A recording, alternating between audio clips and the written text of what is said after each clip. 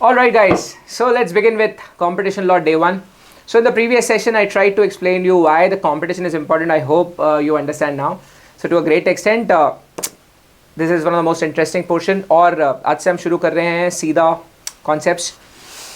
अब तक हम लोगों ने बात की थी क्यों कंपटीशन इंपॉर्टेंट है. सिर्फ एक बात मैं दोबारा बता देता हूँ कि किसी भी देश की तरक्की के लिए, किसी भी इकोनॉमी के ग्रोथ के लिए 3 फैक्टर्स इंपॉर्टेंट होते हैं. एक होता है उस देश के resources, second is the competition, third is innovation.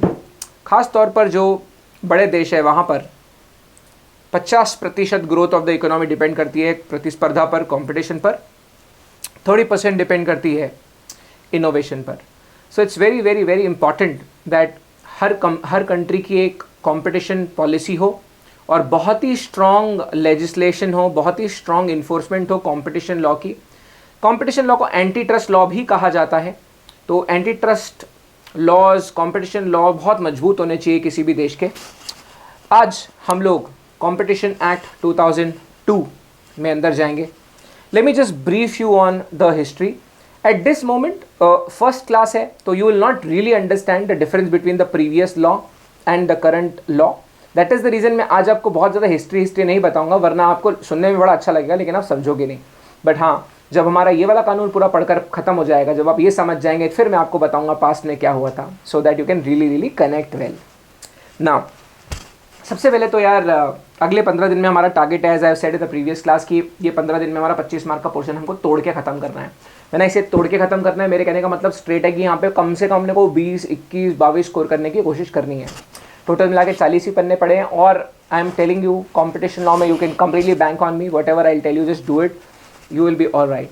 Now सबसे पहली बात, now post independence we never had competition law. Hindustan में सही मायने में था नहीं.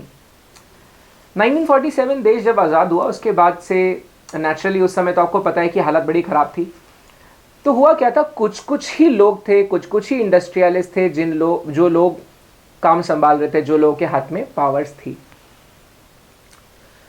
बहुत सारी इंडस्ट्रीज पे तो सरकार का ही कंट्रोल हुआ करता था.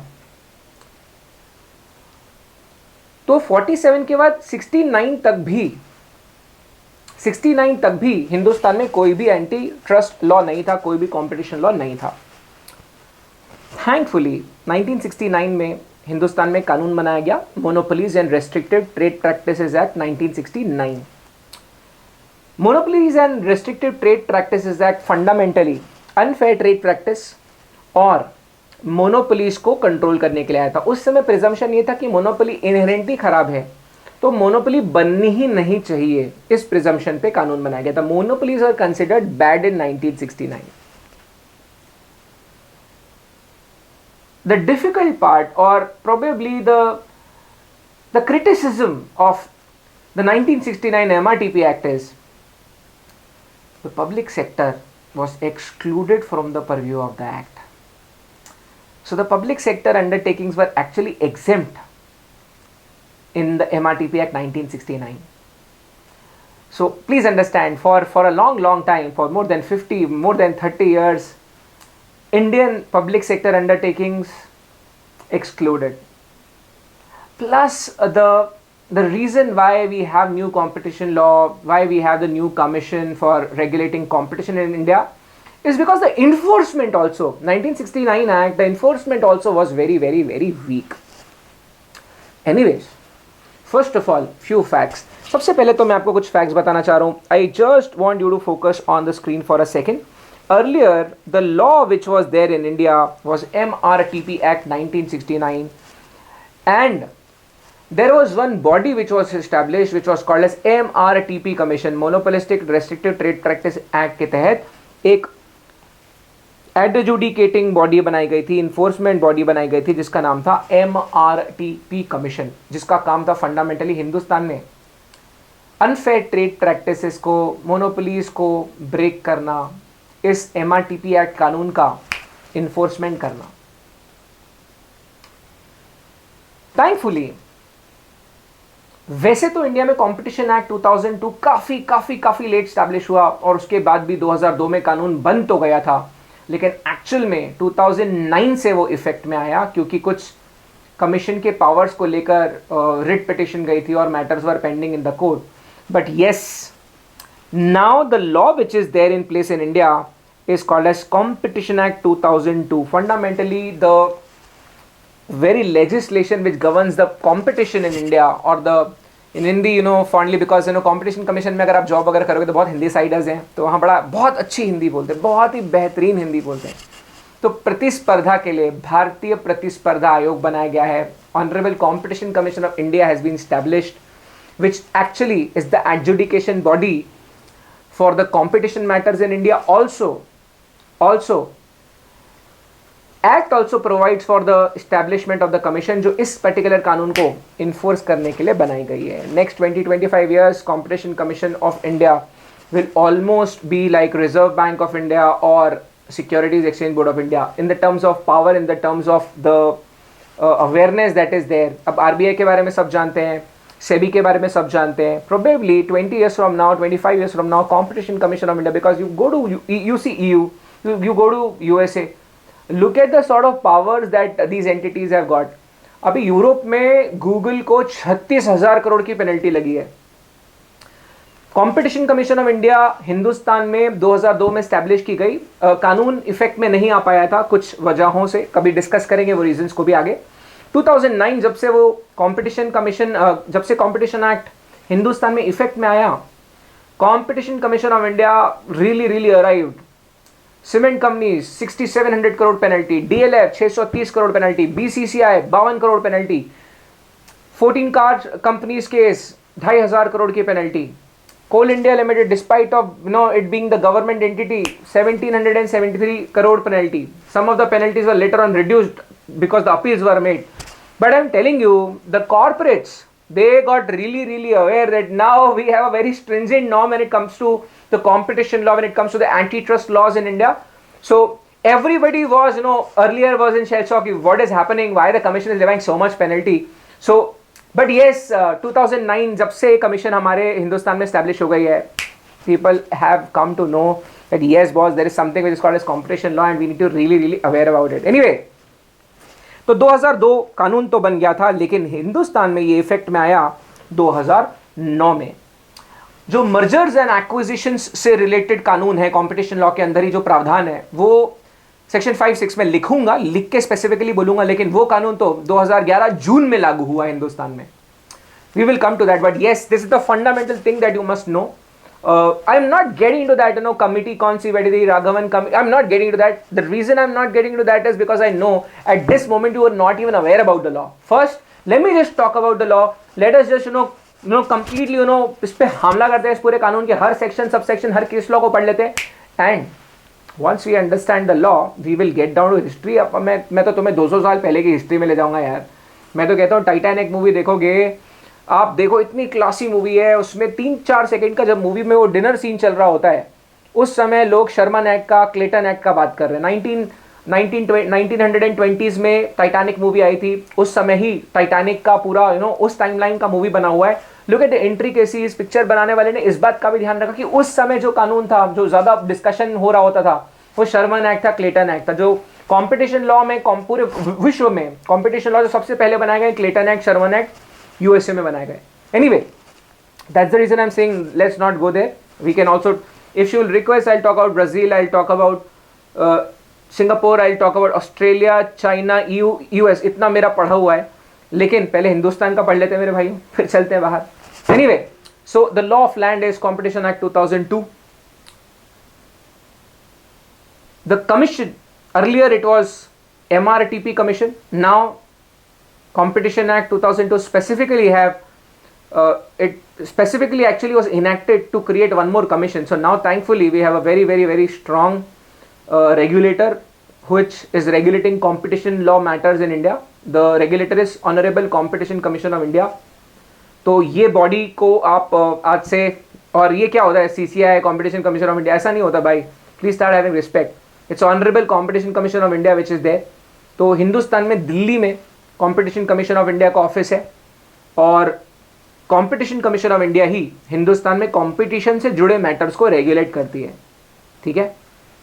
Now Now, before we start getting into the sections, before we start talking about section 3, section 4, 5, 6 and some other sections, first of all, let's check what does preamble provide for. तो competition act fundamentally क्या मकसद था बनाने का? बहुत लोगों को एकदम से कंपटीशन लॉ समझ में नहीं आता है. वैसे तो हमने एक पूरा सेशन किया 1 घंटे का. प्रीएम्बल क्या बोलती है, क्या मकसद है कंपटीशन लॉ? हिंदुस्तान में कंपटीशन एक्ट 2002 क्यों बनाया गया? Let's check out the preamble.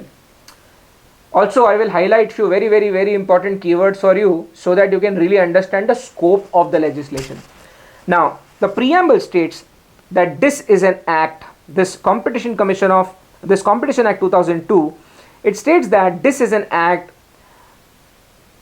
to establish CCI, to establish Honorable Competition Commission of India. Further, it states to prevent anti-competitive practice. Now, please understand, practice is a very broad word. The preamble itself, Competition Act 2002, the preamble itself says that this act has been made fundamentally to prevent the anti-competitive practice. तो ये anti-competitive practices को prevent करने के लिए बनाया जाने वाला कानून है. The word is practice. Did they say कि anti-competitive agreements को prohibit करना है, उनको prevent करना है? ना. Practice is a very broad word. Practice includes lot of things. ठीक है? Further, so what is the objective? Number 1, to establish the commission, that is Honorable Competition Commission of India. Secondly, to prevent anti-competitive practice. So again, highlight is the word or the expression practice, because the word practice includes agreements and so many other things. So practice is a very interesting word which you should be focusing. And of course, what they have provided for again here, promote and sustain competition. प्रतिस्पर्धा देश में कम नहीं होनी चाहिए. जो rivalries है, the rivalries among the businesses, among the firms, they bring in best in the product. The very inherent nature of rivalries, the very inherent nature of competition is that all the firms which are competing, they will try to create the best quality product in the lowest possible price if they have to sustain in the market. Otherwise they will not be able to survive, because the consumers will choose the best product in the market at the cheapest, at the lowest price available. So the inherent nature of competition, the inherent nature of प्रतिस्पर्धा is कि जितनी भी दुकान, जितनी भी sellers होंगे, producers होंगे, distributors होंगे, अगर उनको मार्केट में टिकना है तो उनको बेस्ट क्वालिटी देनी पड़ेगी सबसे कम प्राइसेस में. That is the only way you survive in the market. So naturally those who probably will not be able to अपने सारे रिसोर्सेज का बेस्ट तरीके से इस्तेमाल जो नहीं कर पाएंगे, वो धीरे धीरे से मार्केट से चले जाएंगे. तो इन अ वे कॉम्पिटिशन और राइवलरी की वजह से to a great extent businesses की भी एफिशिएंसीज इंक्रीज हो रही होती है, और जितने भी रिसोर्सेज है उनका बेस्ट पॉसिबल यूज हो रहा होता है, ऑप्टिमम यूज हो रहा होता है.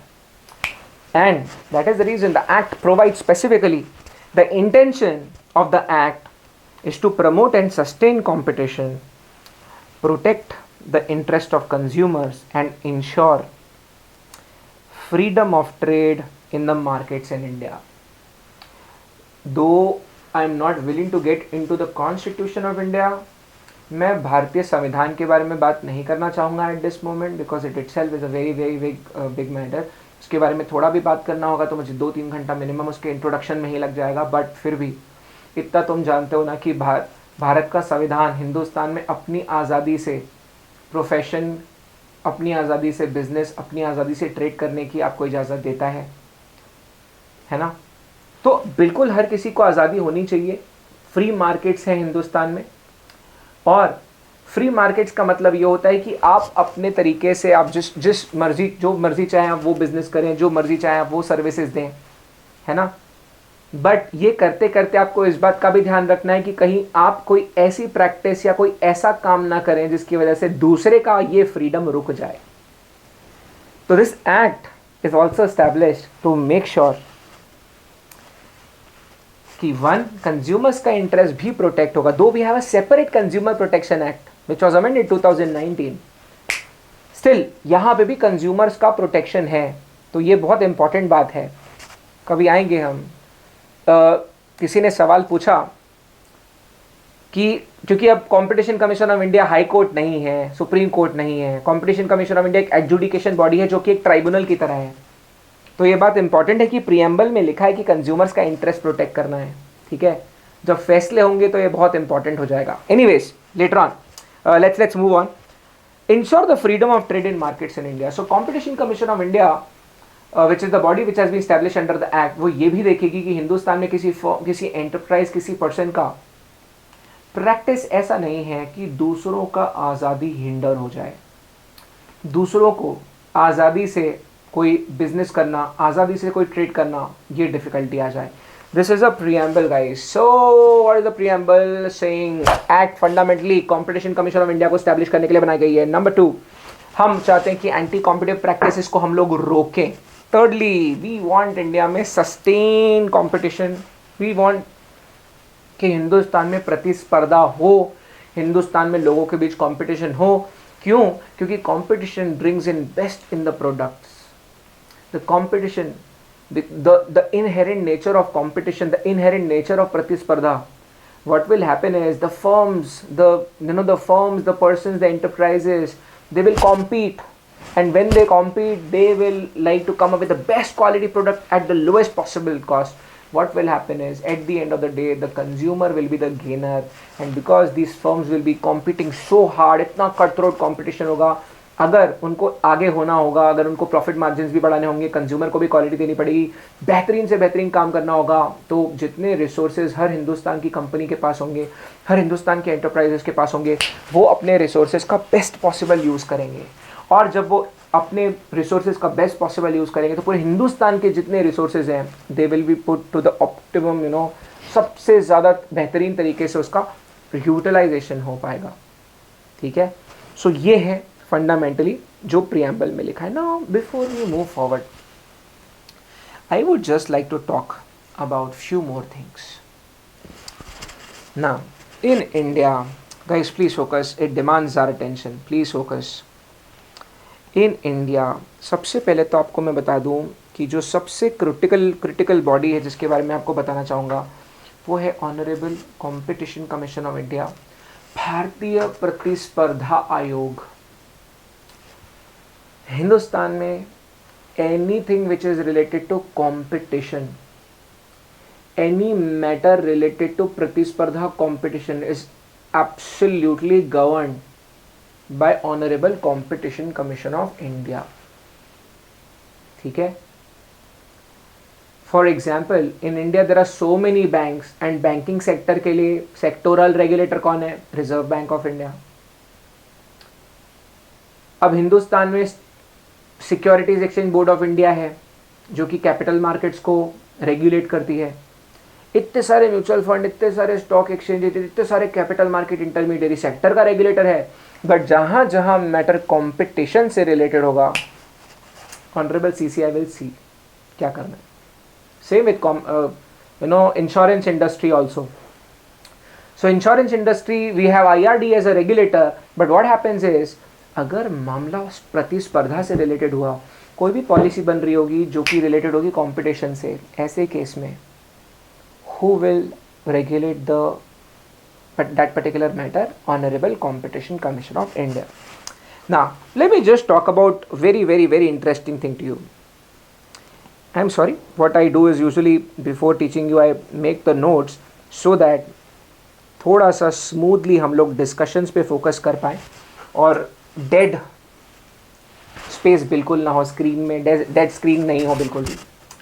नाउ इन इंडिया पहली बात तो ये कि ऐसा कुछ भी एग्जिस्ट करता नहीं था। फंडामेंटली हिंदुस्तान में एक बॉडी बनाई गई थी जिसका नाम था कंपटीशन एपीलेटर ट्राइब्यूनल, शॉर्ट फॉर्म कॉम्पैट। अगर आप लॉ के स्टूडेंट हो या अगर आपने CS में मॉड्यूल 1 पढ़ लिया है तो आपको ये जरूर पता होगा कि there are certain principles of natural justice. One of the principles of natural justice is the parties must be heard. They must be one principle is they must be given opportunity for appeal. Now what if any person is not satisfied with the order of Honorable Competition Commission of India? अगर honourable competition commission of India ने जो फैसला सुनाया, अगर कोई competition law से related मामला आ गया, कोई केस हो गया, मान लो कॉम्पिटिशन कमीशन ऑफ इंडिया ने कोई फैसला सुनाया, if any person is agreed bye the order of honourable CCI, that person will be willing to appeal somewhere, right? So initially when the Competition Act 2002 was made effect, when it became effective in India, or in the Bare Act itself, the appellate authority also was established. The appellate authority's name was Honorable Competition Appellate Tribunal, short COMPAT. Any person, मैं जो भाषा बोल रहा हूँ वो भाषा सुनो और ये भाषा अडॉप्ट करो. Any person agree by the order of honourable CCI में prefer and appeal with competition appellate tribunal. पहले हिंदुस्तान में जो अपीलेट बॉडी थी वो थी competition appellate tribunal. Any person agree by the order of CCI में prefer and appeal with honourable compact. With in how many days? With in 60 days. किसी भी व्यक्ति को अगर कॉम्पिटिशन कमीशन ऑफ इंडिया के किसी भी फैसले से किसी प्रकार का प्रॉब्लम था, अगर उनको लगता था नहीं we should appeal over a specific point, तो हिंदुस्तान में एक एपिलेट बॉडी बनाई गई थी जिसका नाम था ऑनरेबल कॉम्पिटिशन एपिलेट ट्राइब्यूनल. ये भी दिल्ली में बनाई गई थी. It is very very very unfortunate. At one point of time the central government, the Indian government, union government I mean to say, it thought that COMPAT or the Honorable Competition Appellate Tribunal has become a cost center for the country. केंद्र सरकार का ऐसा मानना था कि competition appellate tribunal मात्र सरकार के लिए कॉस्ट सेंटर बन चुका है, जहां सिर्फ सरकार की जेब से पैसे जाते जा रहे हैं. और ऑनरेबल कंपटीशन एपिलेट ट्राइब्यूनल को इसीलिए अब हटा दिया गया और ऑनरेबल कॉम्पिटिशन एपिलेट ट्राइब्यूनल के बदले अब ज्यूरिसडिक्शन अपील के ज्यूरिसडिक्शन किसके पास कर दिए गए हैं? Now we have NCLAT. I am very sure you are aware about national company law tribunal. You might have studied in jurisprudence also in Companies Act. You must be aware about National Company Law Tribunal. In the previous 20 years, India has seen the entire era of tribunalization. पिछले 20 सालों में हिंदुस्तान में जितने tribunal बने वो 100 साल में नहीं बने थे. But it is a great move by the government and the country. The system is moving the right direction because our judiciary system was already burdened with so many cases that certain special matters, especially commercial matters, the matters which are commercial in the matters which are commercial in nature, they demanded attention immediately because धंधा नहीं रुकता भाई. क्या 6-6 साल हम लोग civil कोई civil court का वेट नहीं कर सकते, तो जुडिशरी पे बहुत बर्डन है. तो thankfully now for company law, पहले क्या होता था मर्जर्स के लिए we had to go to high court. अब हाई कोर्ट में 2-2.5 साल, मतलब वाइंडिंग अप में 15-20 साल एवरेज टाइम लग जाता था. So thankfully we have NCLT now. और कंपनी लॉ मैटर्स के लिए नेशनल कंपनी लॉ ट्राइब्यूनल के डिसीजन से, फैसले से जिसको भी प्रॉब्लम होती है, any person agree by the orders of NCLT में prefer and appeal with NCLAT. तो NCLAT जो अथॉरिटी बनाई गई है, अब कंपटीशन कमीशन ऑफ इंडिया के भी ऑर्डर्स से कोई संतुष्ट नहीं होगा तो they can prefer and appeal before honourable national company law appellate tribunal NCLAT. I must share with you that I met the presiding officer of Honorable Competition Appellate Tribunal. I've been very lucky in some way. I don't know how. I have met members of Competition Commission of India. I have had opportunities that I have attended their sessions. R. Prasad ji, who actually he's been part of 200 orders which were passed by Honorable CCI. He had deliberated us on Section 3. So I became so lucky because section 3 मैंने उनसे पढ़ा है जिस आदमी ने section 3 के 200 order pass किए हुए हैं. Earlier he was CBDT commissioner also, IAS है, कोई पुराने IAS रैंक के ऑफिसर थे वो पहले. बट मैं आपको कॉम्पैक्ट के प्रिसाइडिंग ऑफिसर से मेरी कुछ वार्तालाप बताता हूँ. First of all, it was chief justice of supreme court who was the presiding officer of competition appellate tribunal. Fortunately, I could meet him in Nagpur during certain event, and I actually went to pick him up. So I was sharing a ride. I had told driver, भाई जितना time लगा सकता है लगा, because I would like more and more. I would like to clutch his time. Initially, there was some. I told him that I was earlier resource person in CCI, but then he opened up, and I must tell you, competition appellate tribunal बहुत ही important body थी, और सरकार दोबारा, हो सकता है सरकार दोबारा कंपटीशन एपेलेट ट्राइब्यूनल को स्थापित करे, ऐसा मुझे इन्होंने नहीं बोला, मुझे ऐसी क्या बोलते हैं, स्कटल बट है, इनफॉर्मल सोर्सेज बोलते हैं, इनफॉर्मल इन्फॉर्मेशन ये है मार्केट में कि कंपटीशन एपेलेट ट्राइब्यूनल को वापस से स्थापित कर दिया जाएगा। बट सारी कंफ्यूजन हटाइए, अभी एट दिस मोमेंट देश का जो कानून है, जो आपको जून अटेम्प्ट और दिसंबर अटेम्प्ट के लिए सुनना है, वो क्या है? हिंदुस्तान में पूरे कंपटीशन लॉ के मैटर्स में which is the adjudication a body, honourable competition commission of India. Okay, further sir, अगर किसी को honourable competition commission of India के ऑर्डर से संतुष्टि नहीं होगी तो they may prefer and appeal with honourable national company Law appellate tribunal, that is NCLAT. Within how many days, sir? Within 60 days. Further, if any person is agreed by the order of NCLAT also, अगर NCLAT के भी order से किसी को संतुष्टि नहीं हुई तो if any person is agreed by the order of NCLAT, that person may prefer an appeal with honorable Supreme Court. Directly Supreme Court में अपील जाएगी इसके बाद, again within how many days? Within 60 days. So this being the most important information, I would like to start with this. सबसे पहले तो मैं आपको यही बताना चाहूँगा, मैं चाहता हूँ कि मैं स्लाइड्स में भी आऊँ, बट फ्रैंकली स्पीकिंग जितना हो सकेगा हम लोग नोट्स में रहने की कोशिश करेंगे। So this is what I was trying to tell you. So honourable competition commission of India, earlier there used to be competition appellate tribunal, but now it has been replaced by honourable NCLAT. Further, if any person is agree by the order of NCLAT also, we have honorable Supreme Court of India. So जब भी पहली बार किसी को भी competition law में अड़चन होती है या हिंदुस्तान में कोई कंपटीशन लॉ का उल्लंघन करता है, तो जो बॉडी है जिसके पास आप इंफॉर्मेशन दे सकते हैं वो है honourable CCI, further NCLAT, further honourable Supreme court.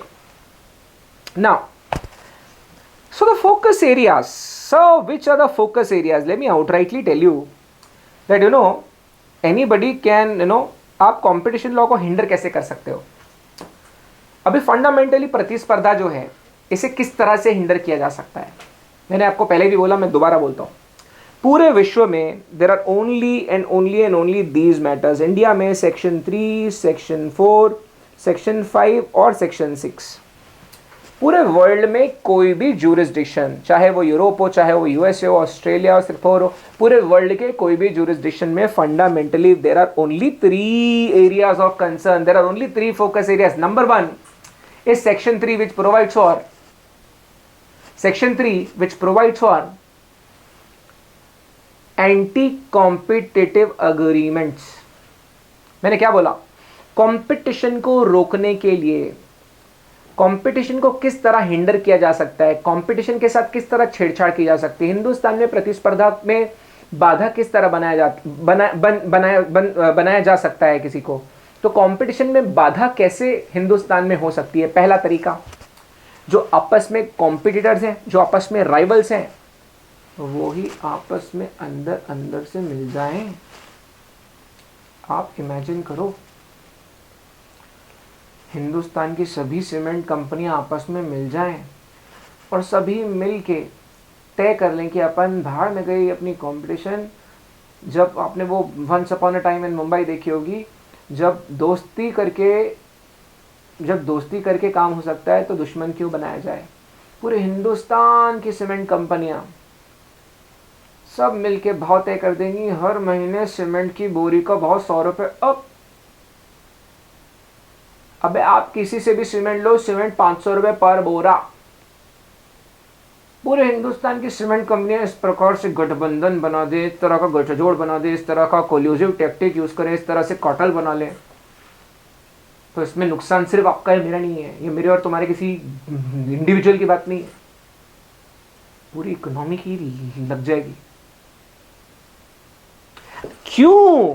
क्योंकि अगर सीमेंट महंगा हुआ, सीमेंट महंगा, कंस्ट्रक्शन महंगा, रियल एस्टेट महंगा, दुकानें महंगी, वेयरहाउस महंगा, सीमेंट रोड महंगे, ये सब महंगा, ट्रांसपोर्ट महंगा, वेयरहाउसिंग महंगा, ट्रांसपोर्ट महंगा, सब्जियां महंगी, फल महंगे, खाने पीने की चीज़ें महंगी, सब महंगा, बिल्डिंग महंगी, रेंट महंगा, दुकानें महंगी, जो रेंट देगी वो दुकान में ज़्यादा कॉस्ट आएगा, चीज़ों का दाम बढ़ जाएगा, पूरे हिंदुस्तान को प्रॉब्लम है इससे, पूरे हिंदुस्तान इफेक्ट होगी इससे।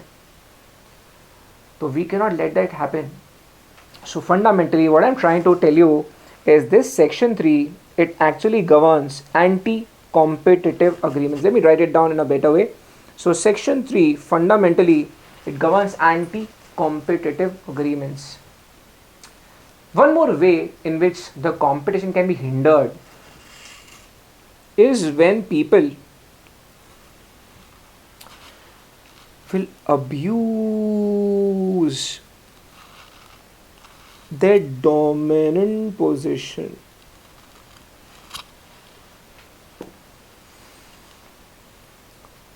Say somebody in India, some enterprise in India is enjoying almost monopoly, strength, such position of strength which is enabling them to actually make rules for everyone.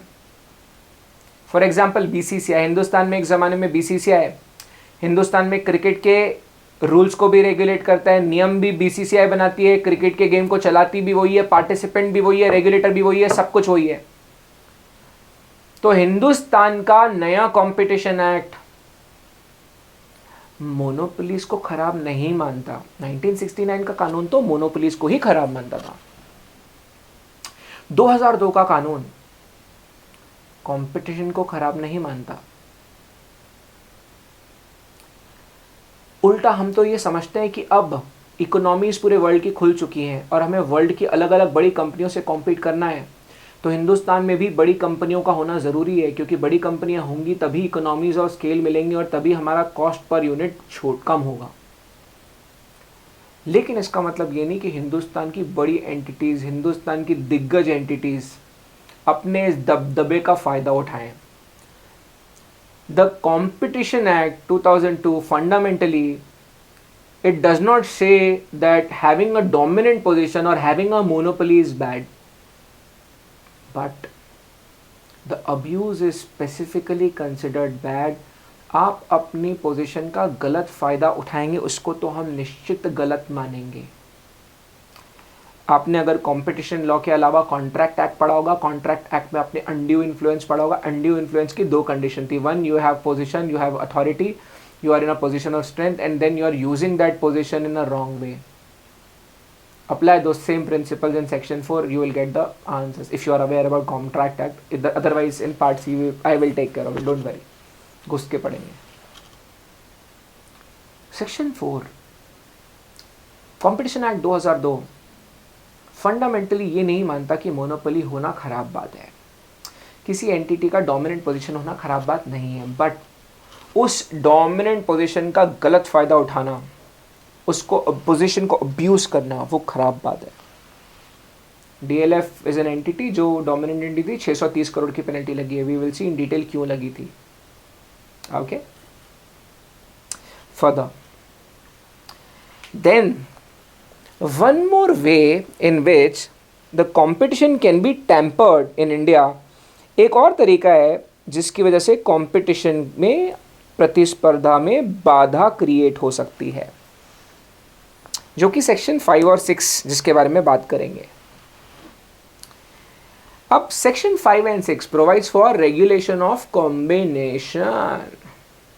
I completely understand that as of now you may not be aware about the expression combination. So just to make it a little more convenient for you at this moment, let me just write it: acquisitions, mergers, takeovers, acquisition of assets by one company. एक company दूसरे company के assets acquire करना। कहीं ना कहीं अगर हिंदुस्तान में दो बड़ी बड़ी दिग्गज एंटिटियां हैं तो हो सकता है वो मर्जर कर दे, जिसकी वजह से हिंदुस्तान में कंपटीशन खत्म हो जाए। रैनबैक्सी सन फार्मास्यूटिकल्स, स्ट्रैटेजिक मैनेजमेंट में मैं ये बता रहा होता हूँ कि ये दोनों ने जो मर्जर किया, सन फार्मास्यूटिकल्स ने इनफैक्ट जो रैनबैक्सी को एक्वायर किया, it was merger in the nature of acquisition. बहुत जबरदस्त डील थी। डाइची सेंको नाम की जापानीज कंपनी से रैनबैक्सी की पूरी होल्डिंग खरीदी गई थी सन फार्मास्यूटिकल द्वारा। अब रैनबैक्सी और सन फार्मास्यूटिकल जब इनका मर्जर हुआ तो हिंदुस्तान में कुछ कुछ दवाइयां ऐसी थी जिन दवाइयों के चक्कर में ये लोग एब्सोल्यूट मोनोपोली बना लिए। ये दोनों एंटिटी का मर्जर हो गया तो क्या होता है, एब्सोल्यूट मोनोपोली बन गया। अब सेक्शन 5 और 6 जो है ये बोलता है कि हिंदुस्तान में जब दो बड़ी दिग्गज एंटिटियां मर्जर करेगी या कोई एक दिग्गज एंटिटी दूसरी दिग्गज एंटिटी को एक्वायर करेगी तो फर्स्ट ऑफ जून 2011 से आपको परमिशन लेनी पड़ती है कॉम्पिटिशन कमीशन ऑफ इंडिया की। Unless the competition commission of India has given you a go head, you can not actually consummate that merger और कंज्यूमेट दैट पर्टिकुलर एक्विजिशन। आप combine entity द्वारा कोई ट्रांजैक्शन नहीं कर सकते जब तक भारतीय प्रतिस्पर्धा आयोग हाँ न बोल दे। अगर बिना अप्रूवल के कोई कॉम्बिनेशन बनता है, मर्जर एक्विजिशन टेकओवर हिंदुस्तान में होता है, तो उसे गन जंपिंग कहा जाता है, क्योंकि यहां हम बंदूक लेके खड़े थे, हमारे ऊपर से चले गए तो हम बंदूक चला देंगे, पेनल्टी लग जाएगा और जो भी ट्रांजैक्शन आप करोगे वो इनवैलिड हो जाएगा। ठीक है। Section 3 prohibition on anti competitive agreements. Section 4 abuse of dominant position, prohibition on abuse of dominant position. Section 5, 6 regulation of combination and the thresholds of entities have been given. Sir क्या बोलते हो, कुछ difference है क्या इनके बीच में? हाँ जी बिल्कुल है। These are the focus areas basically. Section 3 कोई एंटी कॉम्पिटिटिव अग्रीमेंट हो जाता है ना, फिर उसकी खबर लगती है और फिर कॉम्पिटिशन कमीशन ऑफ इंडिया डंडा लेती है और डंडा मारती है आपको। डिटरेंट पेनल्टीज लगाएंगे आपको, आपके ऊपर एक्शन लिया जाएगा, बट कब? कांड होने के बाद। सेक्शन 3 में जो एंटी कॉम्पिटिटिव अग्रीमेंट हो चुका होगा उसके बाद पेनल्टी पड़ेगी, है ना। Same with section 4 also. सब कुछ हो चुका होगा, एक डोमिनेंट एंटिटी अगर अपनी पोजीशन को अब्यूज कर देगी उसके बाद एक्शन लिया जाएगा, उसके बाद इंफॉर्मेशन आएगी अपने पास, उसके बाद सीसीआई एक्ट करेगी, पेनल्टी लगाएगी, एक्सेट्रा एक्सेट्रा। बट सेक्शन 5 और 6 के तहत हिंदुस्तान में अगर कोई मर्जर होगा या टेक ओवर होगा तो पहले सीसीआई को इंफॉर्मेशन दी जाएगी and only after the CCI says yes the transaction will happen. ठीक है। फाइनल में आप कॉर्पोरेट रीस्ट्रक्चरिंग पढ़ेंगे या इनफैक्ट ग्रुप 2 में SLCM में हम लोग टेक ओवर्स पढ़ेंगे। We will see takeovers में मैं आपको हल्का हल्का बताऊंगा कि उसमें उनका भी अप्रूवल लगता है। फाइनल में तो कॉर्पोरेट रीस्ट्रक्चरिंग में कॉम्पिटिशन लॉ दोबारा आता है, ड्यू डिलिजेंस में दोबारा आता है, उसके बाद में मल्टी डिसिप्लिनरी स्टडीज़ में वापस से कॉम्पिटिशन लॉ दोबारा आता है। सो ये तो आपको दोबारा पढ़ने मिलेगा ही मिलेगा। Anyways, so now let's get to the first section. In fact, before हम लोग sections में जाएं, I would like to give you a brief commentary on some more things. मैं थोड़ी सी commentary आपको और देना चाहूँगा और बहुत important commentary है। मैं चाहूँगा कि ये commentary के बाद हम section 3 को touch करें, बहुत मज़ा आएगी आपको। ठीक है, आ जाओ। Alright guys, so one very interesting fact that I would like to discuss with you all is, now many of us might not have law background and often I've seen that kids, when I ask this question in class, people don't usually know it. So fundamentally we need to know that we have two types of justice systems. One is adversarial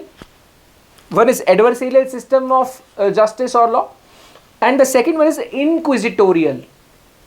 तो ये दो प्रकार के systems होते हैं। So what happens is, in the adversarial system, there are two parties that are called as adversaries. अब यहाँ पर जंग जो है वो दो पार्टीज के बीच में है। अक्सर there are two adversaries जिनके बीच में जंग चल रही है, मतलब एक पार्टी ने कुछ किया जिसकी वजह से दूसरी पार्टी को नुकसान हुआ है, तो वो दोनों एक दूसरे से एक पार्टी दूसरे पार्टी से कंपनसेशन क्लेम कर रही है, एक्सेट्रा एक्सेट्रा। यहाँ जो कोर्ट्स रहते हैं, जो जजेस रहते हैं, they behave like a referee. दोनों पार्टीज के बीच के एक रेफरी होते हैं और दोनों पार्टीज की बात सुनकर फैसला लिया जाता है। However, when we talk about inquisitorial system में यहां पे एक बात आपको याद रखना पड़ेगा कि यहाँ पे एक पार्टी तो है, लेकिन इस पार्टी का इम्पैक्ट बहुत सारे लोगों पर हो रहा है। जैसे हम लोग क्या बोलते हैं, स्टेट वर्सेस जॉली एलएलबी, तो पूरे स्टेट का मैटर हो जाता है। जैसे क्रिमिनल लॉ में क्या होता है, अगर मैं क्यों मरूंगा किसी का मर्डर करूँ, I am soft hearted person यार, मैं नहीं मार रहा किसी को। अगर आपने किसी का मर्डर कर दिया, अगर आपके घर आप पिज्ज़ा खा रहे थे, आपके घर पड़ोसी का बच्चा आया, आपके यहाँ पे वो मस्ती कर रहा था और डबल चीज़ बस पिज़्ज़ा वो गिरा दिया उसने, आप गुस्सा आ गई, आपने मार दिया उसको। आपने किसी एक बच्चे को नहीं मारा जिसकी वजह से सिर्फ एक परिवार प्रताड़ित होगा, you have murdered the entire brotherhood. आपकी इस करतूत की वजह से पूरे समाज में कभी कोई अपने पड़ोसी को भरोसा नहीं करेगा।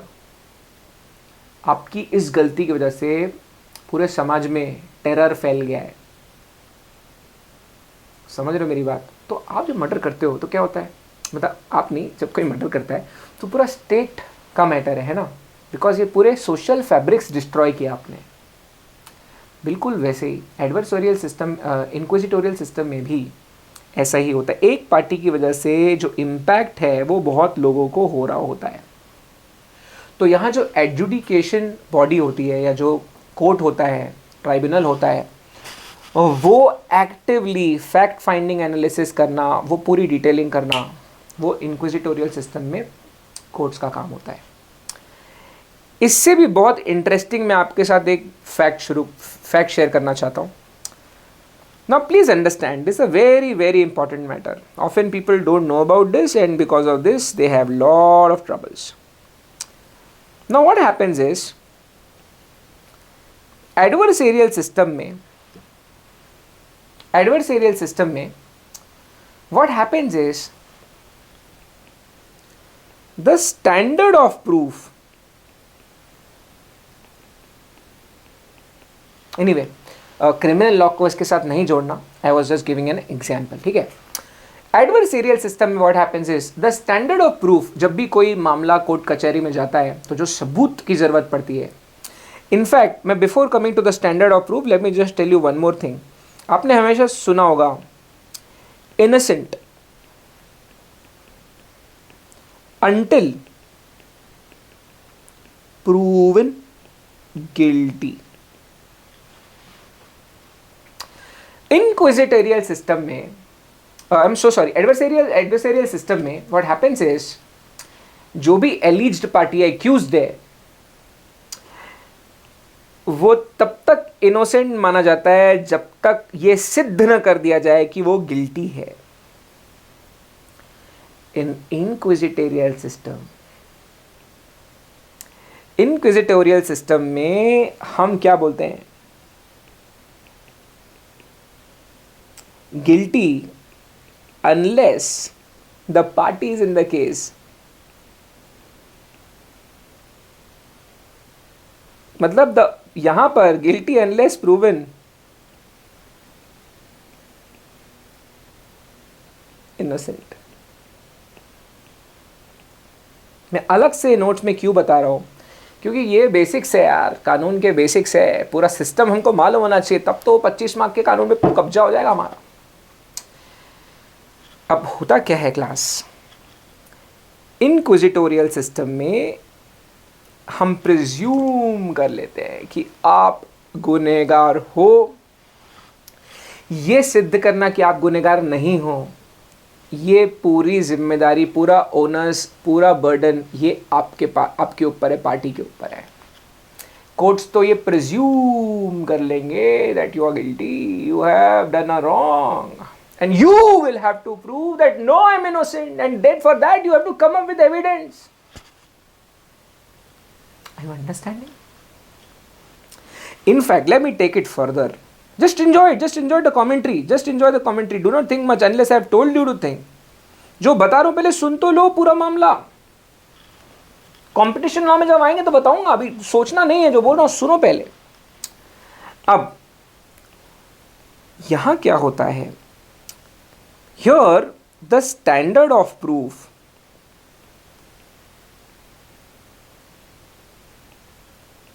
is beyond a reasonable doubt. थोड़ा हाई फंडा हो रहा है, आई अंडरस्टैंड। यहां क्या होता है क्लास, एडवर्सेरियल सिस्टम में the standard of proof is beyond reasonable doubt. आपने सुना होगा कि फांसी तब होती है जब बियॉन्ड रीजनेबल डाउट ये सिद्ध हो जाए कि तुम गलत हो, है ना।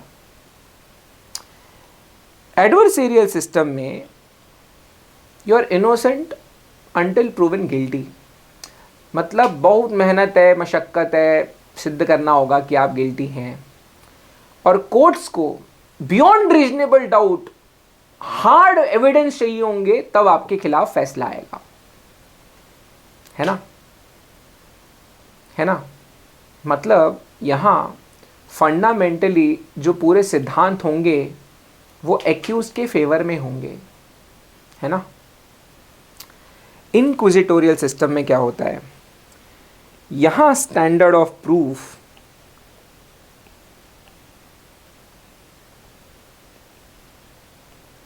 यहां जो स्टैंडर्ड ऑफ प्रूफ होगा वो होगा रूल ऑफ रीजन, या अगर आपको हाई फंडा चाहिए,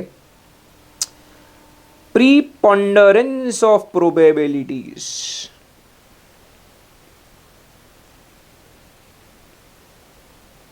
ऑफ प्रोबेबिलिटीज याद करना मुश्किल जा रहा है, रूल सब लिखा हुआ है नोट्स में, डू नॉट वरी। फिर से लिख देता हूं, अच्छे से लिख देता हूं, टेंशन मत लो।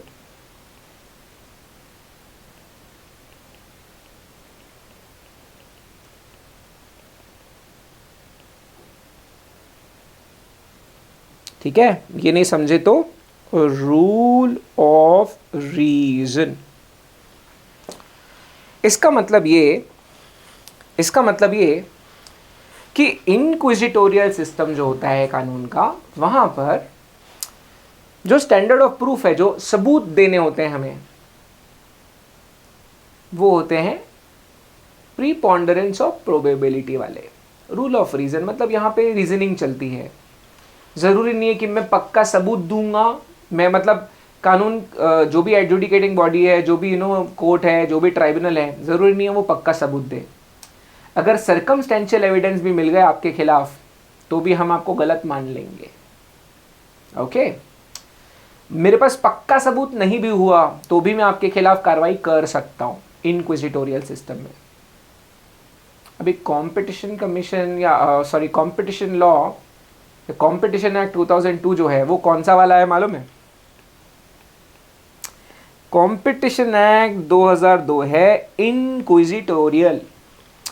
कंपटीशन एक्ट 2002 जो है वो एक इनक्विजिटोरियल सिस्टम ऑफ लॉ है, जहां अगर आपने कांड पीटा, वी विल अज्यूम, हम मान लेंगे, we will presume that you have committed a wrong and you will have to come up with the reasoning that no, you will have to come up with reasons, you will have to lead the evidence in the case and you will have to prove that you are not guilty. Are you understanding? पता है ऐसा क्यों है? क्योंकि एक बात बताओगे, क्या हिंदुस्तान के दो बड़े स्टील टाइकून अगर अंदर अंदर से मिले हुए होंगे तो वो क्या अग्रीमेंट करके कांड करेंगे कि चल चल चल चल चल चल चल चल लिख लिख लिख लिख लिख लिख लिख लिख साइन कर साइन कर साइन कर साइन कर, दोनों मिलकर स्टील का दाम बढ़ाएंगे? क्या वो अग्रीमेंट करेंगे? क्या कोई फॉर्मल प्रूफ होगा? क्या वो लिख के करेंगे ये काम? तो कंपटीशन लॉ में जो कांड करने वाले होते हैं वो कोई लिखित कॉन्ट्रैक्ट करके थोड़ी ना कॉन्ट्रैक्ट करते हैं। ये जो गठजोड़ में धंधा कर रहे हैं, जो मिल बांट के खा रहे हैं पूरे देश को, जो मिल के कार्टेल बना के धंधा कर रहे हैं, ये क्या लिखित अग्रीमेंट करके धंधा करेंगे? कंपटीशन लॉ में, कंपटीशन के मैटर्स में किसी भी केस में पक्के सबूत मिलना बहुत मुश्किल होगा, क्योंकि अक्सर ये बिना फॉर्मल अग्रीमेंट्स के कांड हो रहे होते हैं। इसीलिए इनक्विजिटोरियल सिस्टम है। ये कानून क्या सनी देओल की पिक्चर है, तारीख पे तारीख तारीख पे तारीख कि कानून सबूत मांगता है। ये कानून में हम सर्कमस्टेंशियल एविडेंस पे भी आपके ऊपर पेनल्टी लगा सकते हैं। सीमेंट कंपनी के जो केस थी जिसमें 6,300 करोड़ का पेनल्टी था, वो तो सीसीआई ने सर्कमस्टेंशियल एविडेंस में पेनल्टी मारा है। पक्के सबूत होते तो 36,000 करोड़ की पेनल्टी जाती। सुन लो, बस याद नहीं करोगे तो भी चलेगा। बट ये तो एलएलबी वाला मैटर है यार, ये तो जूरिस्प्रूडेंस वाला या एलएलबी में आता होगा ये मेरे ख्याल से। कंपटीशन में आपको सिर्फ बता रहा हूं कि जो कानून में आप जा रहे हो ना, वो कानून जो है हम मान के चलते हैं कि आप गलत है। हम प्रिज्यूम कर लेते हैं कि आप, अगर हमको इतना पता चल गया ना कि एंटी कॉम्पिटिटिव एग्रीमेंट हुआ, we will presume that you have done it. So the onus, the burden of proving that you are not guilty, the onus will be on you. You will have to come up with the reason that no, I'm not done any wrong, which is very difficult. थोड़ा सा ऐसे commentary देनी थी, थोड़ा बताने का मन था, थोड़ा समझा आपको। तो कंपटीशन लॉ के बारे में एक छोटी सी बात हमेशा याद रखना। कंपटीशन लॉ जो है ये इनक्विजिटोरियल सिस्टम में आता है। यहाँ पर हम हमेशा ऐसा मान लेते हैं, यूजुअली वी ऑलवेज प्रिज्यूम कि आपने गलत किया है। I am not able to find the slide right now. Anyways, what I am trying to tell you is, in competition act 2002, ये जो कॉम्पिटिशन एक्ट है, यहाँ पर मैं आपको ये इसलिए बता रहा हूँ अभी क्योंकि हम सेक्शंस में जाएंगे तो आप लोग के बेसिक मन में आइडिया होने चाहिए कि अच्छा, थोड़ी डिटेलिंग में अगर मैं आपसे बात करूं तो इंक्विजिटोरियल सिस्टम में क्या होता है। ज़रूरी नहीं है हर बार हम पुराने केस में जो पुराने प्रेसिडेंट में हो तो वही करें। कंपटीशन लॉ में भी ऐसा ही है। ज़रूरी नहीं है कि हम हमेशा कोई सेट प्रेसिडेंट के बेसिस पे ही काम करेंगे। हर केस में competition commission of India fresh facts को देखकर, पार्टी से बात कर पार्टी से और केसेस समझकर नए फैसले सुनाने के पावर रखती है। इंक्विजिटोरियल सिस्टम की एक खास बात है, मैं आपके साथ शेयर करूंगा और डेटा अगर आप बोलोगे तो। बट इंक्विजिटोरियल सिस्टम में खास बात क्या है, हर केस को अफ्रेश देखा जाता है। हर केस में नए प्रेसिडेंट सेट होने के चांस होते हैं। बहुत एक्टिवली जो कोर्ट होता है, जो बहुत एक्टिवली अथॉरिटी होती है, वो फैक्ट फाइंडिंग एनालिसिस करती है। छोटी सी बात और बताता हूं, ये तो हम लोग मैं तो शुरू बेस बना रहा हूं रे आपका, और कुछ भी नहीं कर रहे, हम सिर्फ बेस बनाना शुरू है ये ना। एक और छोटी सी बात, अब जैसे एक शब्द है कंप्लेन, एक शब्द है कंप्लेन, एक शब्द है इंफॉर्मेशन। ये आप नहीं भी लिखेंगे, वो इंक्विजिटोरियल और एडवर्सेरियल कानून के बारे में जो मैंने बात की, अगर आप वो नहीं भी लिखेंगे बिल्कुल चलेगा, नॉट अ प्रॉब्लम। बट हाँ, ये तो जो मैं अभी बोल रहा हूँ ये सुनना पड़ेगा आपको। एक बात बताओ, अगर कुछ गड़बड़ होती है, आप पुलिस स्टेशन जाते हो, कोई क्रिमिनल कुछ सीन होता है, कुछ गलती हो जाती है किसी से, जब आप पुलिस स्टेशन जाते हो क्या लिखवाते हो? FIR। What is the full form of FIR? First information report. That means you go to police station. आप जब पुलिस के पास जाते हो तो आप सिर्फ और सिर्फ क्या दे देते हो उनको? आप उनको दे देते हो इंफॉर्मेशन। इंफॉर्मेशन मिलते साथ पुलिस का काम है सबूत ढूंढना, पुलिस का काम है इंक्वायरी करना, पुलिस का काम है डिटेल्ड इन्वेस्टिगेशन करना, पुलिस का काम है सब कुछ करना, है ना। तो मेरे भाइयों, कंपटीशन लॉ में भी हम कंप्लेन शब्द का इस्तेमाल नहीं करते। कंपटीशन लॉ में कंप्लेन शब्द नहीं आता। अगर किसी को कंपटीशन मैटर से कोई प्रॉब्लम है तो वो सीधा इंफॉर्मेशन कहाँ देगा? Honourable competition commission of India के पास इंफॉर्मेशन जाएगी और competition commission of India actively, जैसे पुलिस है, एक्टिवली फैक्ट फाइंडिंग एनालिसिस करती है, एक्टिवली इन्वेस्टिगेशन करती है।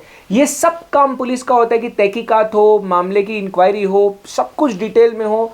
बाकी सारी खोजैया करने का काम किसका होता है? पुलिस वालों का होता है। बिल्कुल वैसे ही इंक्विजिटोरियल सिस्टम में कंपटीशन कमीशन ऑफ इंडिया जो नोडल बॉडी है, एडजुडिकेशन बॉडी है हिंदुस्तान में, जब भी कंपटीशन लॉ में, जब भी प्रतिस्पर्धा के मामले में कोई गड़बड़ होती है, कोई गलत कोई धंधा कर रहा होता है, मान लो किसी कोचिंग क्लास ने ऐसा रूल बना दिया कि आपको अगर economic business and commercial law का क्लास करना है तो हमारे पास पूरा मॉड्यूल 2 लगाना पड़ेगा, या हमारे पास पूरा CS एग्जीक्यूटिव का क्लास लगाना पड़ेगा, तो आप उसके खिलाफ एक्शन ले सकते हैं। अगर वो पहली बात तो ये वो डोमिनेंट एंटिटी होना चाहिए, तो आप उसको बोल सकते हैं कि आप हमको सिर्फ economic business and commercial law लगाना है, आप हमें फोर्स क्यों कर रहे हैं पूरे सब्जेक्ट्स के लिए। मान लो आपको ये दिक्कत है, आपको ये प्रॉब्लम है ना, ये कंपटीशन मैटर है बाय द वे। क्यों ये कंपटीशन मैटर है? इसलिए क्योंकि अगर एज अ स्टूडेंट आपको एक सब्जेक्ट एक क्लास में मिल रहा है, दूसरा सब्जेक्ट कोई दूसरी जगह पे अच्छा आदमी पढ़ा रहा है, तो आपके पास लिबर्टी है, आपके पास चॉइस है। आप एक सब्जेक्ट यहाँ ज्वाइन करो, दूसरा सब्जेक्ट कोई दूसरी क्लास में ज्वाइन करो, ये आपके पास लिबर्टी है। लेकिन अगर कोई दिग्गज आदमी है, कोई दिग्गज एंटिटी है जिसका एक सब्जेक्ट अच्छा है बाकी खराब है, वो एक सब्जेक्ट के लिए आपको सब सब्जेक्ट ज्वाइन करने के लिए कंपल्शन कर रहे हैं, तो ये कंपटीशन मामला है। क्यों? क्योंकि इस आदमी का, इस एंटिटी का एक सब्जेक्ट अच्छा है, ये आपको कंपल्सरीली बाकी 3 सब्जेक्ट ज्वाइन करने के लिए बोल रहा है। इसकी वजह से स्टूडेंट जो है वो बंध जा रहा है, स्टूडेंट के पास चॉइस नहीं है ये चूज करने की वो कौन से टीचर से पढ़े। और इस वजह से जो दूसरा अच्छा टीचर है दूसरे सब्जेक्ट्स का, वो अच्छे टीचर्स को आप मार्केट में आने से रोक रहे हैं, अच्छे टीचर्स को आप मार्केट में हिंडर कर रहे हैं, उनकी एंट्री रोक रहे हैं। तो एज ए स्टूडेंट मान लो आपको किसी ऐसी एजुकेशनल एकेडमी से प्रॉब्लम है, do not file the complain against me because मेरा तो लॉयर फ्री है। अगर आप किसी और के लिए करोगे तो मुझे हायर कर लेना, I will do it pro bono anyway. But there are lot of things, there are reasons जिसकी वजह से काफ़ी बार पार्टीज को economically, there are lot of economic reason जिसकी वजह से करना पड़ता है, and I do understand that as well. But मैं बोल रहा हूँ आपको अगर किसी से प्रॉब्लम है तो आप जब कंप्लेन, आपको जब किसी से दिक्कत होगी ना कंपटीशन के मामले में, तो आप कहाँ जाओगे? Honourable CCI, honourable competition commission of India. आप क्या जाके दोगे? Information. Complain is not the right word, you will not complain about it, you will file an information with home? Honourable CCI। बाकी का फैक्ट फाइंडिंग का काम CCI मुबारक हो, CCI को मुबारक, तुमने इन्फॉर्म कर दिया, सो जाओ घर जाके। Of course you will be involve in certain matters, आपको हो सकता है बुलाया जाए, बट उसके बाद CCI पूरी खोजैया खुद करेगी। आपको एक बहुत बढ़िया किस्सा बताता हूँ। दिल्ली में एक आदमी था, उसका नाम था शमशेर कटारिया। उसने होंडा की एक गाड़ी खरीदी, गाड़ी में कोई दिक्कत आई, और होंडा की कंपनी की एक प्रैक्टिस थी जो बराबर नहीं थी, तो शमशेर कटारिया जी सीधे ऑनरेबल कंपटीशन कमीशन के पास गए, इन्फॉर्मेशन फाइल कर दी। अभी शमशेर कटारिया जी को दिक्कत किससे? होंडा सील से। होंडा सील एंटिटी का नाम है। अब जब इन्फॉर्मेशन आई तो CCI ने बोला ये तो इंडिया में प्रैक्टिस ही गलत चल रही है। Honourable competition commission of India ने हिंदुस्तान की 14 कार कंपनियों के खिलाफ इन्वेस्टिगेशन शुरू किया। आपको जान के ताजुब होगा कि 14 की 14 कार कंपनी को पेनल्टी हुई, और होंडा को तो बहुत कम पेनल्टी हुई। मरी किसकी? टाटा मोटर। 1400 करोड़ रुपए टाटा मोटर्स की पेनल्टी लग गई। टर्नओवर बेस पे पेनल्टी होती है ना, तो ऐसा हो गया कि पानी पूरी इन्होंने खाई और पेट किसी और का खराब। बट उन्होंने भी गलत entity. What I am trying to say is, अगर आप पुलिस को किसी एक चोर के बारे में बताओगे तो पुलिस उसके साथ 10 चोर और पकड़ेगी ना, तो बिल्कुल वैसा ही CCI में भी ऐसा ही है। कंप्लेंट शब्द का इस्तेमाल नहीं होता। आपने इन्फॉर्मेशन फाइल की, आप बन गए इन्फॉर्मेंट, आपने फाइल की इन्फॉर्मेशन किसके साथ? Adjudicating body. कौन है एडजुडिकेटिंग बॉडी? कौन है nodal body? Honourable competition commission of India. सारा तहकीकात, इन्वेस्टिगेशन, फैक्ट फाइंडिंग, एनालिसिस, सब काम किसका? CCI का। पूरा प्रोसीजर कोर्स में बात करेंगे यहाँ पर। ओके, छोटी सी बात है लेकिन इंपॉर्टेंट है, बस इसको ध्यान में रखिए, ठीक है। चलो आगे चलते हैं। आपको मैं ले जाता हूँ अब पहले सेक्शन के इंट्रोडक्शन में। उस सेक्शन में क्या क्या क्या क्या क्या क्या क्या क्या चीज़ें हैं उसके बारे में बात करेंगे। जब हम सेक्शन शुरू करेंगे तो फिर मेरा स्पीड थोड़ा स्लो हो जाएगा। क्यों? क्योंकि 3 सेक्शंस पढ़ने में कम से कम 1 हफ्ता लगेगा, क्योंकि एक एक सेक्शन का, एक एक सब सेक्शन का, एक एक केस लॉ को खींच खींच के मारेंगे, फिर उसकी प्रैक्टिस, ठीक है। बट ये कुछ बेसिक बातें थी, इसमें मैं थोड़ा स्पीड में हल्का गया हूँ because I wanted to give you a brief overview about how the system works. Anyways, let's talk about section 3। आ जाओ। ऑलराइट गाइस, सेक्शन 3 स्टार्ट करते हैं। भैया सेक्शन 3 ना सिर्फ शुरू होगा, ख़त्म नहीं होगा आज, पहले ही बता देता हूँ, तुम ज़्यादा एक्सपेक्टेशन मत रखना मुझसे अभी। सेक्शन 3 का एक शब्द होगा, और एक शब्द भी पूरा ख़त्म होगा कि नहीं मुझे मालूम नहीं है, ठीक है भैया। एग्ज़ाम में आते हैं केस लॉ, और हमको 25 मार्क में कोई चॉइस नहीं होती, तो खोल खोल के अंदर घुस घुस के पढ़ना है, इसीलिए थोड़ा डिटेलिंग करेंगे अपन। और मज़ेदार चीज़ है रे, बहुत मज़ा आएगा आपको, आ जाओ ना। Fundamentally let's talk about what is section 3 provides for. Section 3 की हेडिंग क्या है मुझे बताओ, रीड करो क्या लिखा हुआ है। मैं बेयर एक्ट, अभी तो मैंने बेयर एक्ट खोला ही नहीं हूँ ना, मैंने तो बेयर एक्ट खोला ही नहीं, मैंने तो नोट्स खोला ही नहीं, मैंने तो नोट्स में गए ही नहीं हम तो अभी तक, है ना। मैं कुछ नहीं बोल रहा हूँ, मैं क्या बोल रहा हूँ आपको, मुझे सिर्फ इतना बता दो कि anti competitive agreements section 3 it provides for, and it basically section 3 जो है वो एंटी कॉम्पिटिटिव अग्रीमेंट्स के बारे में बात करता है। Now, before we get into anti-competitive agreement, before we get into subsection 3, subsection 3.3.1, 3.2, 3.3, 3.4, 3.5 exceptions, हम सेक्शन 3.1, 3.2, 3.3, 3.4 उसके अंदर के 5 अग्रीमेंट इसमें घुसे। इसके पहले एक बात और, section 3 which provides for anti-competitive agreements, the first thing that you must really understand is the expression agreement here. For everybody's perusal, it is my prerogative, my job to tell you that agreement which is provided for in Contract Act and agreement which has been provided for in Competition Act, they have different meanings, they have defined separately. This expression agreement, we must all know, this expression agreement here which is mentioned, this agreement, the word or expression agreement which is used in section 3 has been specifically defined in Competition Act. तो हमें ये बात हमेशा ध्यान रखनी होगी कि जो कॉन्ट्रैक्ट एक्ट में शब्द आता है अग्रीमेंट वो डिफरेंट है, और कॉम्पिटिशन एक्ट में जो शब्द आएगा अग्रीमेंट वो डिफरेंट है। दोनों की बिल्कुल डिफरेंट मीनिंग्स है, बोथ हैव आप you know differently they are defined, and बहुत डिफरेंट इंटेंशंस हैं डेफिनेशंस के। सो पहली बात तो ये कि अग्रीमेंट की डेफिनेशन एग्ज़ाम में पूछते हैं, वो आपको ये याद रखना पड़ेगा कि भाड़ में गई दुनियादारी, आपको कुछ पता हो या ना पता हो, what is the first line? Agreement, the expression agreement has been separately defined in Competition Act 2002, and it must be noted that the expression agreement is defined, the expression agreement defined in Contract Act is different. दोनों के मतलब अलग अलग हैं. First of all, let me just take you to the expression agreement here. मैं क्या बोल रहा हूँ, I am not going to open the notes, मैंने पीडीएफ को टच भी नहीं करना है, बेयर एक्ट मैंने खोली भी नहीं है। आज तीसरा दिन है ना हमारा, आज कंपटीशन लॉ में तो हमारा दूसरा दिन है ना। कंपटीशन लॉ में बेयर एक्ट खोलने के पहले कुछ लोगों से मिलना ज़रूरी है, आपको उन्हीं लोगों से मिला रहा हूँ। इसके बाद घुसेंगे ना अंदर, मज़ा ही आपको अलग आएगी, ठीक है। नाउ द अग्रीमेंट, अब एक कॉम्पिटिशन एक्ट में अग्रीमेंट शब्द को डिफाइन किस तरह से किया गया? फर्स्ट ऑफ ऑल उन्होंने सबसे पहले क्या बोला? The term include, that means it's not an exhaustive definition. Exhaustive definition नहीं होने की वजह से मामला हमेशा ओपन ही है। But what they have said, any agreement, sorry any arrangement or understanding, दो पार्टीज के बीच की कोई any, in fact it could be more than two parties, any arrangement or understanding or action in concert.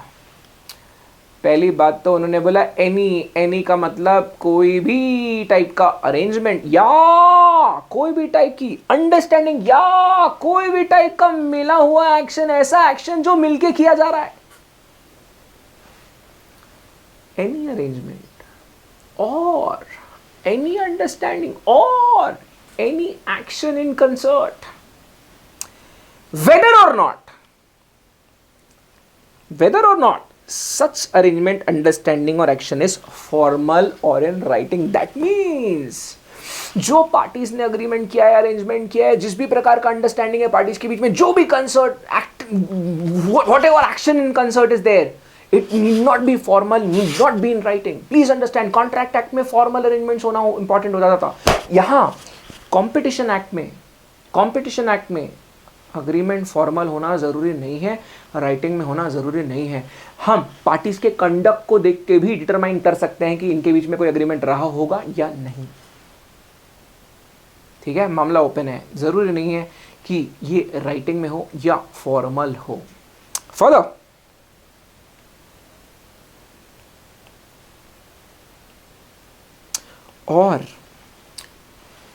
और के बाद second point जो है वो सेपरेटली भी लागू होगा, वो सेपरेटली भी डिफाइन कर लेगा. ठीक है, ऊपर वाला पूरा पॉइंट नहीं भी चला तो भी हम नीचे वाले पॉइंट को देख सकते हैं.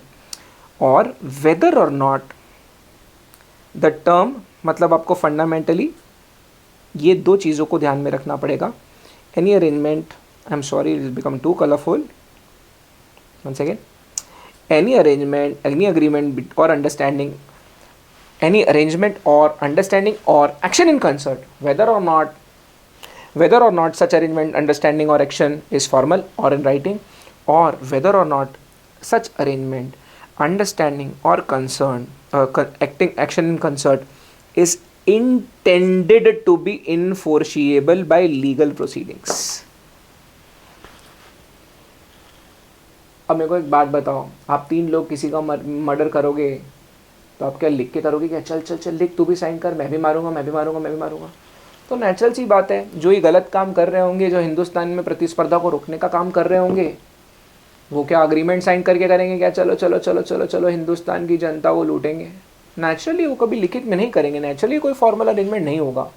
नेचुरली वो एक उनकी अंडरस्टैंडिंग होगी. नेचुरली वो एक दूसरे के खिलाफ कोर्ट में थोड़ी जाएंगे, क्योंकि फंडामेंटली जो करना चाह रहे हैं वही हिंदुस्तान में इलीगल है. तो वो किस प्रकार की enforceable action, enforceable by law रहेगा ही नहीं, वो है ना.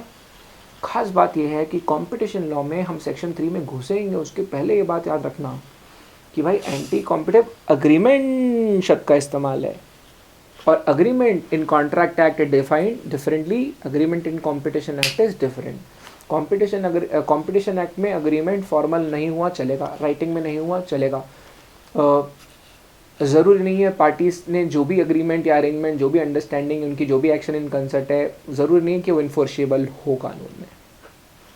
Okay, this I wanted you to know. ठीक है, जो भी आज हमने पढ़ा एक बार जल्दी से रिवाइज करेंगे, और फिर हम लोग अगले सेशन में सेक्शन 3 फंडामेंटल बात, फिर 3.3 और 3.4 का डिफरेंस. हम बहुत लंबा चौड़ा मामला रहेगा. अगला सेशन मेरे को 2-2.5 घंटे का रखूँगा मैं, 2 घंटे का तो रखूँगा पक्का. बट हाँ, आज जो मैंने आपको बताया उसके बारे में मैं आपसे ना थोड़ा खुल के, थोड़ा ब्रीफली एक बात करना चाहता हूँ. आज हमने क्या क्या बात की. नंबर 1, हिंदुस्तान में कॉम्पिटिशन एक्ट 2002 जो बनाया गया वो fundamentally competition commission of India को स्थापित करने के लिए बनाया गया. हिंदुस्तान में एंटी कॉम्पिटिटिव प्रैक्टिस को रोकने के लिए बनाया गया. हिंदुस्तान में कॉम्पिटिशन बनी रहे, सस्टेन कॉम्पिटिशन बनी रहे, इसके लिए बनाया गया. Freedom of trade, freedom of profession ये बना रहे, इसके लिए बनाया गया. हम नहीं चाहते कि हिंदुस्तान में कोई भी पार्टी, कोई भी एंटरप्राइज इस प्रकार का एक्शन करे जिसकी वजह से किसी दूसरे पार्टी को हिंदुस्तान में बिजनेस करने के लिए, ट्रेड करने का फ्रीडम उसका चला जाए, उसको हिंड्रेंस हो. फिर हम और आगे गए, हमने और क्या बात की कंपटीशन एक्ट के बारे में, कंपटीशन लॉ के बारे में. हमने कहा सबसे पहले हिंदुस्तान में जो पहले कंपटीशन कानून था वो था MRTP एक्ट. अब कौन सा कानून है? Competition act 2002. MRTP एक्ट के तहत एक कमीशन बनाई गई थी, कमीशन का नाम था MRTP कमीशन. कंपटीशन एक्ट 2002 के अंदर में कौन सी कमीशन बना दी गई है? Competition commission of India. कहाँ पर है? दिल्ली में बेंच है. हिंदुस्तान में एडजुडिकेशन कैसे होगा? सबसे पहले हिंदुस्तान में कोई भी कंपटीशन लॉ से रिलेटेड मैटर होगा, सबसे ऊपर कौन है? Honourable competition commission of India. Any person agree by the order of competition commission of India may prefer and appeal with honourable national company law appellate tribunal. NCLT के पहले कौन होता था? Competition appellate tribunal. Any person agree by the order of honourable CCI may prefer and appeal with honourable NCLAT before how many days, with in how many days? With in 60 days. I repeat, national company law appellate tribunal के पास अगर appeal करनी कितने दिन के अंदर करना पड़ेगा? 60 days के अंदर। सबसे पहले सबसे हिंदुस्तान में सबसे बड़ी नोडल बॉडी कौन सी? Honourable competition commission of India. Any person agree by the order of honourable CCI may prefer an appeal with honourable national company law appellate tribunal. Any person agree by the order of NCLAT again may prefer an appeal with whom? Honourable Supreme Court. Within how many days? 60 days. Okay, ये हिंदुस्तान में adjudication है। What are the focus areas across the globe, all the jurisdictions? 3 focus areas. Number 1, anti-competitive agreements. 4, abuse of, prohibition on abuse of dominant position, section 4. Third one, section 5-6, regulation of combinations, merger, acquisitions, etc. etc. ये हमारा agenda है एक हफ्ते का। उसके बाद मैंने आपके साथ बहुत ही इंटरेस्टिंग, बहुत ही इंपॉर्टेंट बात की। कॉम्पिटिशन एक्ट जो है वो एक ऐसा कानून है जहां 2 पार्टीज के बीच में लड़ाई नहीं हो रही है कि एक पार्टी ने गलत कर दिया, दूसरी पार्टी को पनिश कर दिया, हो गया काम। कॉम्पिटिशन हिंदुस्तान में जो भी कम करेगा वो सिर्फ एक पार्टी का नुकसान नहीं कर रहा है, पूरे हिंदुस्तान की इकोनॉमी को उसकी वजह से नुकसान हो रहा है। और इसीलिए इंक्विजिटोरियल सिस्टम है ये। कॉम्पिटिशन एक्ट जो है ये एक इंक्विजिटोरियल सिस्टम में आता है, इंक्विजिटोरियल टाइप का लॉ है जहां जो नोडल बॉडी है, जो अथॉरिटी है कॉम्पिटिशन कमीशन ऑफ इंडिया, जब भी कोई मामला उनके सामने आएगा पूरा फैक्ट फाइंडिंग एनालिसिस, पूरा इन्वेस्टिगेशन वो लोग करेंगे। क्या हम लोग कंप्लेंट शब्द का इस्तेमाल करते हैं? बिल्कुल नहीं। Which is the word that we use? Information. Just like FIR हम पुलिस के साथ जाकर इन्फॉर्मेशन लिखवाते हैं, बिल्कुल वैसे ही हिंदुस्तान में कॉम्पिटिशन से रिलेटेड, प्रतिस्पर्धा से रिलेटेड कोई भी गड़बड़ी हो रही होगी, कोई भी घपला हो रहा होगा, क्या करोगे? ऑनरेबल CCI के पास जाके इन्फॉर्मेशन लिखवाओगे। उस इन्फॉर्मेशन के ऊपर सारा फैक्ट फाइंडिंग एनालिसिस, सारी खुजैया करना, इन्वेस्टिगेशन करना, पार्टियों से और इन्फॉर्मेशन मंगाना और रिकॉर्ड्स मंगवाना और विटनेसेस बुलवाना, किसका काम? CCI। और ये कानून सबूत नहीं मांगता, हम तो सर्कमस्टेंशियल एविडेंस पे भी पेनल्टी मार सकते हैं जी। यहां कॉम्पिटिशन लॉ में इनोसेंट अनटिल प्रूवन गिल्टी नहीं होगा, यहां गिल्टी अनलेस प्रूवन इनोसेंट होगा। देखो ड्रामेटाइज कर रहा हूं मैं इसको, सादे शब्दों में समझिए। यहाँ पर बहुत से मामलों में CCI competition commission of India presumptive approach use करेगी। पार्टीज़ को सिद्ध करना पड़ता है कि उन्होंने गलती नहीं की है। जो स्टैंडर्ड ऑफ प्रूफ आएगा सेक्शन 3 में, हम इनको बहुत डिटेल में बात करेंगे। फिर हम और आगे गए, फिर हम क्या बोले? हम बोले कि सेक्शन 3 से हम लोग शुरुआत कर रहे थे। सेक्शन 3 में सिर्फ 2 शब्द का मैं जिक्र, अभी मैं आप खोला नहीं, कानून मैंने खोला नहीं, नोट्स मैंने खोला नहीं, PPT मैंने खोला नहीं, बेयर एक्ट मैंने खोला नहीं, तो डिस्कशन किए रे। सेक्शन 3 में 2 शब्द है, एंटी कॉम्पिटिटिव अग्रीमेंट्स। इससे पहले कि तुम और मैं एंटी कॉम्पिटिटिव अग्रीमेंट में अंदर घुसे, सेक्शन 3(1), 3(2), 3(4), 3(5) के बारे में बात करें, सबसे पहले तो भाई अग्रीमेंट शब्द का इस्तेमाल हुआ है। पहले तो ये पता कर लो कि क्या अग्रीमेंट वही है जो कॉन्ट्रैक्ट एक्ट में था, या अग्रीमेंट को अलग से कॉम्पिटिशन लॉ में भी लाया गया है। अग्रीमेंट शब्द कॉम्पिटिशन एक्ट में अलग से डिफाइंड है। यहाँ agreement need not be formal, agreement need not be in writing, यहाँ agreement need not be enforceable, need not be, यहाँ ज़रूरी नहीं है कि वो अग्रीमेंट इनफोर्सिएबल हो, ज़रूरी नहीं है हमारी इंटेंशन हो कि हम लोग कोर्ट कचहरी में जाके इन्फोर्स करवाएं ये अग्रीमेंट को। राइटिंग में नहीं होगा चलेगा, फॉर्मल नहीं होगा चलेगा, किसी भी प्रकार का अरेंजमेंट, किसी प्रकार का अंडरस्टैंडिंग, किसी प्रकार की एक्शन कंसर्ट अग्रीमेंट हो सकती है। हम जोकिंगली बोलते हैं कि 2 बड़े बड़े अगर स्टील टाइकून्स हैं, दोनों गोल्फ खेल रहे हैं, एक ने दूसरे को आंख मारी, डिस्कशन किया, अरे यार बिजनेस में प्रॉफिट ज़रा कम हो गया है, दोनों प्राइजेस बढ़ा देते हैं। इसके बाद किसी ने कुछ नहीं बोला, एक ने आंख मारी, दूसरे ने स्माइल किया, conduct of the party, even a wink could be an agreement. This is something which you must know in Competition Act. Next session we start with section 3. बहुत मजेदार है यार। Any agreement that causes or is likely to cause an appreciable adverse effect on competition is considered as anti-competitive agreement. मजेदार sexy topic है, फिर मिलेंगे चलते चलते। लेक्चर बहुत तेज से आने वाला है, अभी बहुत फास्ट लेक्चर्स आते जाएंगे, आप मेरे साथ पढ़ते जाइए। नोट्स ऑन द वे हैं, प्रिंट के लिए डल चुके हैं, आपके पास बहुत जल्दी होंगे। Thank you guys, bye bye, you have been a lovely audience, bye bye.